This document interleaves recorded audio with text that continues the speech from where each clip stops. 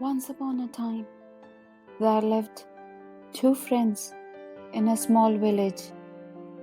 They had to go to the other village. They had to travel through a dangerous forest to get to this village. In the forest, they were full of frightening bears and many wild animals, and they were well aware of it. They knew that anything may happen to them in the wild at any time. These two friends set out on a journey and walked through this dangerous forest. They promised to help each other. In any case of danger, they would stick together. On the way, they saw a huge bear coming towards them. They were extremely frightened. One friend was selfish. He didn't wait on their track with his friend. He at once climbed up a nearby tall tree and he hid himself there. But the other friend did not know how to climb a tree. He heard that bears do not eat dead creatures, so he used his common sense. He pretended to be dead by lying down on the ground and holding his breath. He closed his eyes and lay still. When the bear came close to him, it came close to his ears and smelled. The bear then sniffed him all over to see if the boy was breathing.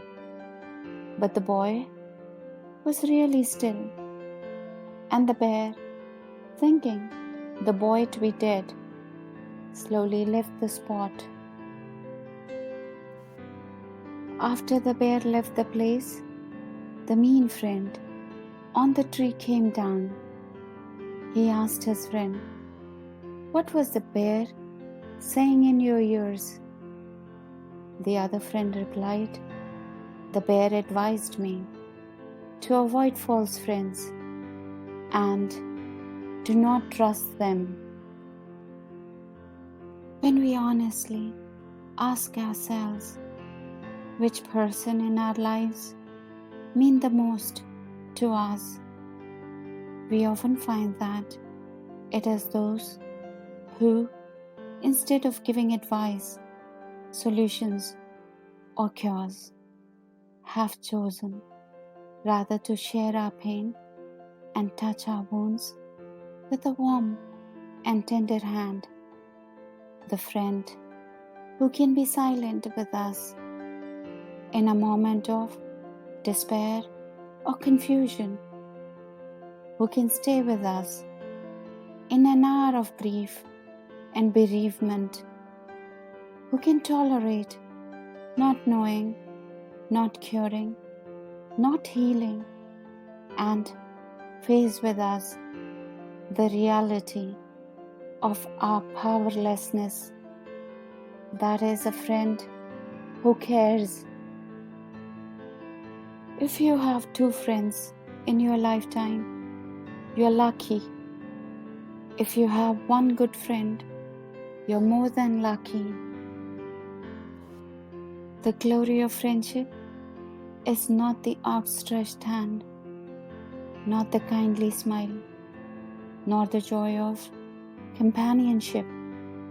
It is the spiritual inspiration that comes to one when you discover that someone else believes in you and is willing to trust you with a friendship.